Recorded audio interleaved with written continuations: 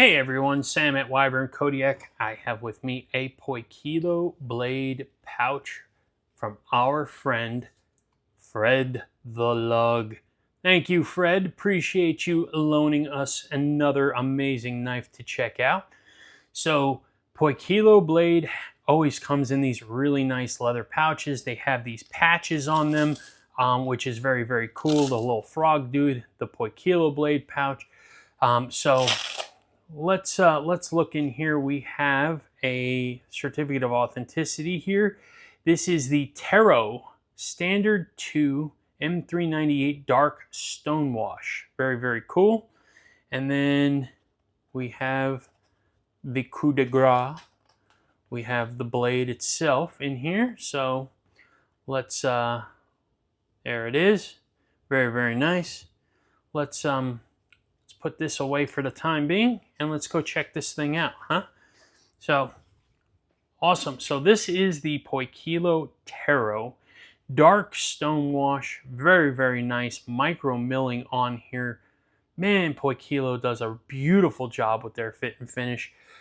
Purple anodized pivot collars on here, a full-length titanium back spacer with some nice texturing on the back of the spine here, hog nose on the end, which is really, really nice.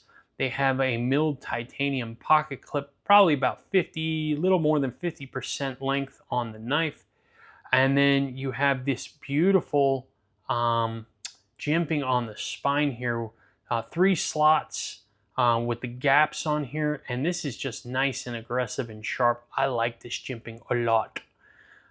So very, very, very nice. Beautiful fit and finish on this. And I like how they take this minimalist approach, right? They have a pivot. They have one body screw back here. Nothing crazy. It's not all screws all over the place or anything like that, which is very, very cool. So let's open this up.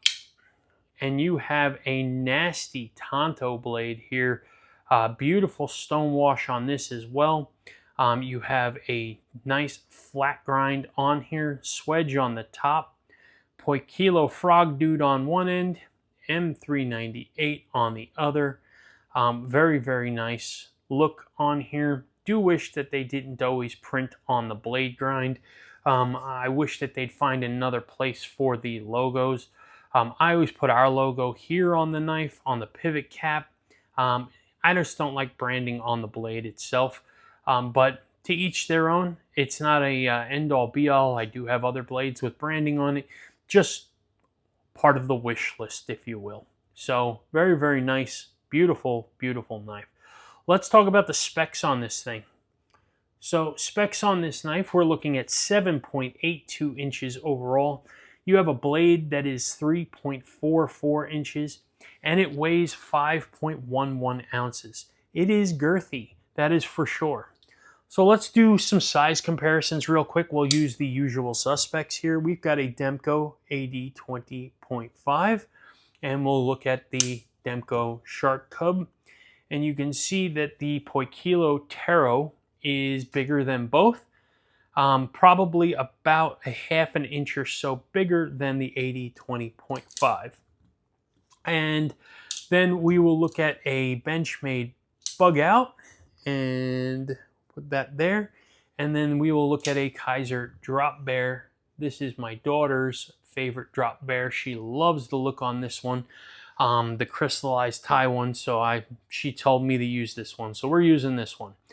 And you can see that the Tero is larger than both of the Benchmade and the Bug Out as well. I'm sorry, the Drop Bear as well. So it is a good full-size knife. It is not huge, but it is not small. We're talking about a medium EDC folder here.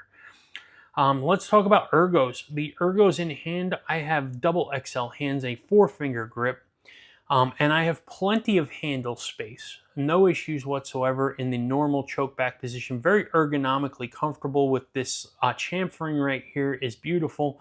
And then I'm landing right here on this wonderful sharp jimping, which is really functional and keeps it in place. But at the same time, The 3-slot gap like it does there is very aesthetically pleasing to me as well, so I do enjoy that. So this is an excellent, excellent grip right here. No pinch points, no hot spots, very, very comfortable. And I like how it is contoured. It is very much comfortable in hand here with no issues. This is pretty much the only logical grip here. I guess you could choke up a little bit onto this little hump right here. Not recommended because I am very, very close to touching that edge. But I guess you could if you needed to. You can get in front of the scales here to pinch. You can draw, cut. You can do all that kind of stuff here. So this is very, very functional as well. I would imagine that putting this little corner of the Tanto into a box and rolling around the edges is probably going to be a wonderful little tool for everybody to use. So that is spectacular there. Let's talk about the action. The action on this knife is on bearings. Okay, this is a liner lock system here with some nice chamfering. Has good access to the lock bar. I can get there, no problems. So plenty of room in here to get there. And drop shut action. Very hydraulic once it bounces off the thumb. Reverse flick fires out beautifully. Again, fantastic action, drop shutty. Front flipper, yep, that works fantastic as well. Can I thumb flick this thing? You know I can. That's great. And why not check and see, can we over the top roll this thing? Whoa, swing and a miss, that was on me. Yep, I can do that too. The action on this is spectacular. I mean, Poikilo does such a good job. Beautiful, beautiful knife. Stellar action on this thing. Fit and finish is primo in my opinion. So I'm digging everything so far. Let's talk about this pocket clip because we test every one of our pocket clips to come through this desk here. So let's take a look at this thing here. You can see that the pocket clip goes from a high to low area over here. It is a little bit stiff, but not too stiff, though it does have a very low bridge on the front there, which tells me that when the fabric gets under there, we're probably going to bunch up a little bit. But let's see how it works. So let's test this thing out. We're going to pull out our test pants, and we have,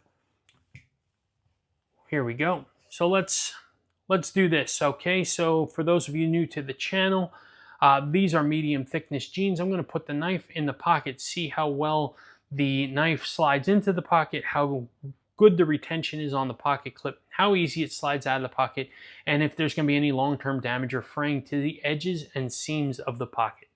Here we go. Let's get this in position. All right, and we're ready to go. Little bit of pressure, slides over the top. Not terrible, not great either, but did take a little bit more pressure than, say, a bent pocket clip or something like that, but not bad. Does stick out of the pocket about a ½ inch or so, so it's not super deep carry, but in my opinion, it's deep enough. I don't have any issue with a knife that sticks out of the pocket about a ½ inch or so. Retention on here is outstanding, no issues whatsoever. The knife's not going to go anywhere. Coming out of the pocket, a little bit easier than going into the pocket.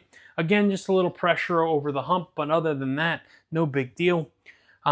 So I give it about a B on the clip. I would say that if this had just a little bit more room underneath the front of that ramp right there, it would probably be a very, very good clip and get an A. But unfortunately, because of that, there is a little bit of pressure buildup, and therefore it does make it a little bit of a challenge to push into the pocket. But again, it is an adequate pocket clip, so no problems otherwise. So that's what I got for you. What are the things that I don't like about it? Well, other than the branding on the blade, and then again, that's a personal preference thing. There's nothing wrong mechanically with this knife. I think that this thing is beautiful. I just wish that they didn't have it there. That's all. I just wish that they found a better way to brand the blade, or brand the knife, I should say, because I think it aesthetically takes away from the knife. But other than that, I think that they did an outstanding job with this thing. Beautiful. I love the pink or the purple pivot collar right here. I think it is a beautiful pop of color and in a very gray, drab landscape here. So it's just enough without making it obnoxious, which I certainly really love about the way they did that. So what do you all think about this knife? Did you have a Tero, or do you have any Poikilo blades? And if you do, I'd love to know which ones you have and what you think on them. This one's about 400 bucks, so not cheap. But, you know, I think M398 titanium build quality, all that stuff comes into play here. And I think that it's a fair price for about the $400 mark. $350, $400 is about where I think this is going to live. So more than reasonable in my opinion. And if you are interested in this knife or any other knives, head over to Blade HQ, use our affiliate link. It'll be in the description. We certainly do appreciate anybody who uses our links to buy knives. Anything that we get from that, we put back in the channel, so they go towards giveaways and stuff like that. So we certainly do appreciate that. So if you're interested in that, Blade HQ has just about everything. Head over there, use our link. We appreciate that very, very much. And if you're not subscribed to the Wyvern Kodiak YouTube channel, please subscribe to the channel. We certainly do appreciate that as well. We are growing. We are continuing to try and grow bigger, and we appreciate everybody's support with that. If you're not following us on Instagram, check out our Instagram at Wyvern Kodiak. And then check out our website, wyvernkodiak.com. Sign up for the newsletter. Stay informed all things Wyvern Kodiak, including knife drops, pre-order release information, and new merchandise drops as well. So that's what we got for you today, folks. Thank you so much for your time. I hope you all enjoyed this video, and you all have a fantastic day.